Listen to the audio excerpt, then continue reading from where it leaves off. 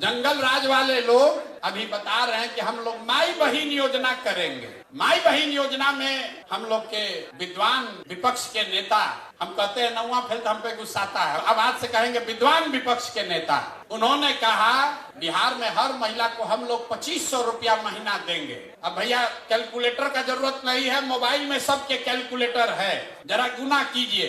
बिहार में 6 करोड़ महिला है, अगर 2500 रुपया आप महीना दीजिएगा तो साल भर में कितना पैसा लगेगा? 1,50,000 करोड़। बिहार में टोटल जो बजट उपलब्ध है वो 50,000 करोड़ है। टोटल बजट है 2,46,000 करोड़, लेकिन ज्यादातर बजट तो सैलरी और ब्याज वगैरह में सरकार को चलाने में खर्च होता है। तो जो योजना बजट है सरकार का, जो योजनाओं को चलाने के लिए होता है, वो योजना बजट है 50,000 करोड़।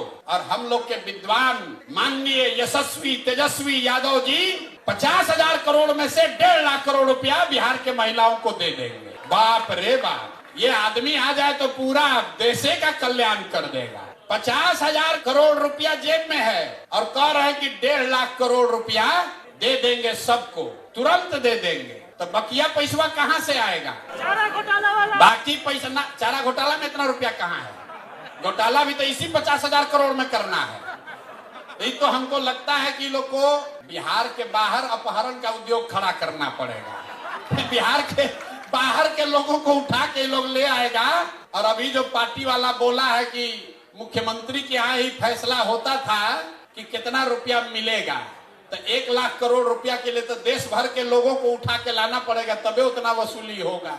ये बताइए, कहता है कि 1.5 लाख करोड़ रुपया हम दे देंगे महिलाओं को आते के साथ। ये हालत है इन लोगों का।